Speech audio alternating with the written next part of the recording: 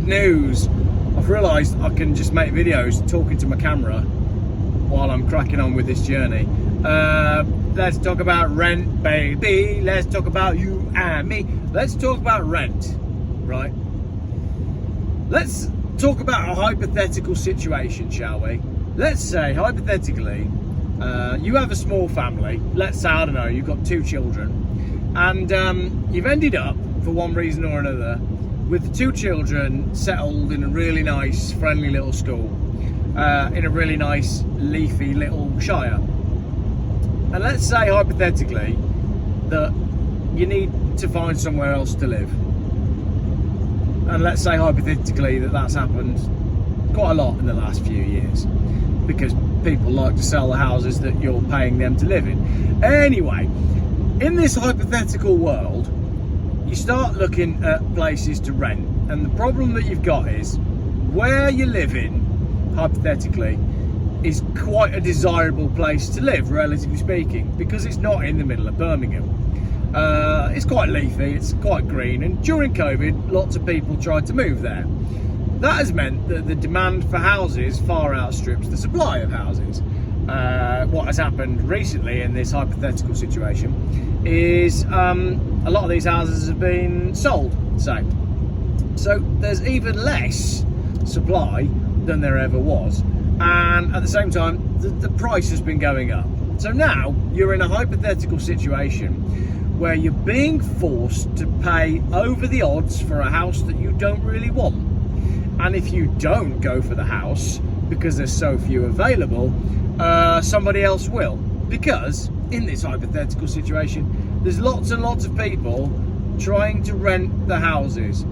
The cheap end of this hypothetical situation starts at around about 1,200 quid, but we are seeing, hypothetically, we are seeing houses advertised for rent at upwards of £2,500. Now, what do you do in this hypothetical situation? Let's say your wife says, I've spoken to the estate agent, and the estate agent says these are the prices and there are no new houses coming on the market, so suck it, basically, is what the estate agent said. You don't have a choice. You can stand in line with everybody else trying to rent these houses, and if you're lucky, you might get to be one of the people who gets to apply to rent the house, and if you're really lucky, you might be the person that gets chosen to rent the house that is overpriced in an area that you don't want to be, on a road that you don't want to be, with no parking. That's the situation. And let's say hypothetically your wife says, well, that's what we've got to do. We've got to pay over the odds, because once you've taken your 1,200 quid and then you've added your council tax and your water rates and your electric rates and your broadband and all the rest of it, you're going to be into like what, 1,600 quid? So that is the new going rate. That's the new entry level for renting houses. So hypothetically, the wife says that's what we've got to do, and you go, well, right, so let's say we do it. What does that mean for the children? Because the children are going to grow up and prices are all going up. So that means that we're going to reach a stage where, unless a child human, small human, 18-year-old human, let's say, is earning 35, 40, 45, 50,000 pounds a year, they quite simply can't afford to get on in life. Like, we get to a stage where the youth are not going to be able to afford to live in this country. You need to slow down, son. You come right up in my boot like that. Obviously, I'm going to move over, and then you can vamos. Anyway, that's the situation. Porsche GTS. That's the situation. We're reaching a point where it's getting that expensive to live in the country. It's now starting to not make financial sense to actually live in the country. But if you do decide, in this hypothetical situation, to go and rent a very expensive house, there's a lot less money then to put away to try and buy a house, if you are in a position to buy a house, and the prices of those have gone up anyway. So you go and rent the house for too much money, and then as your children get older, they are then in a situation where they're going to come out of college or university, they're going to go and get entry-level jobs, and then they're going to realise that actually with the entry-level job that they got, they can't afford to live. So then all of you are going to have to live in a rented house that none of you ever really wanted to be in, because you're only there because you're stuck in a financial trap of having to live somewhere. It's all purely hypothetical. Are you in this position? Are you nicely off? Have you got your house paid off?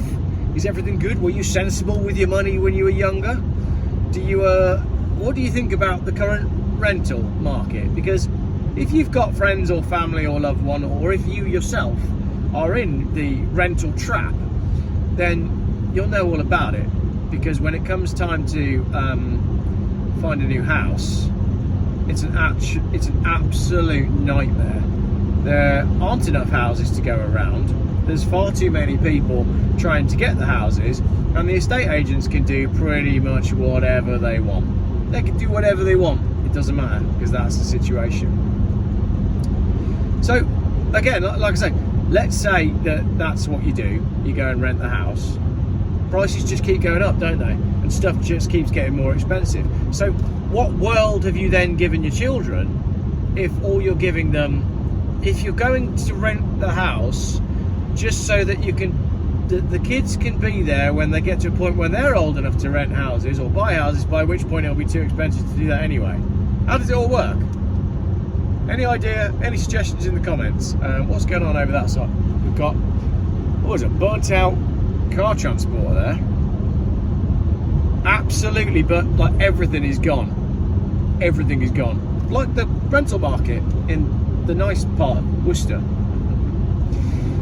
So that has caused major delays.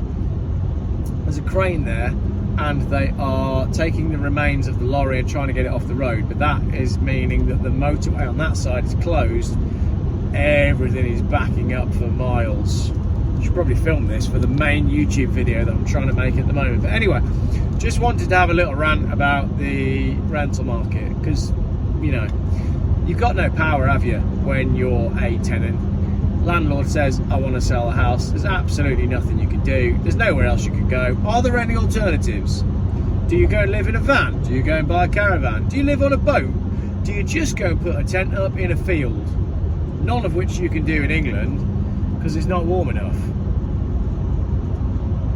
It's really difficult because you don't want to be a part of it all, but you also don't have a choice.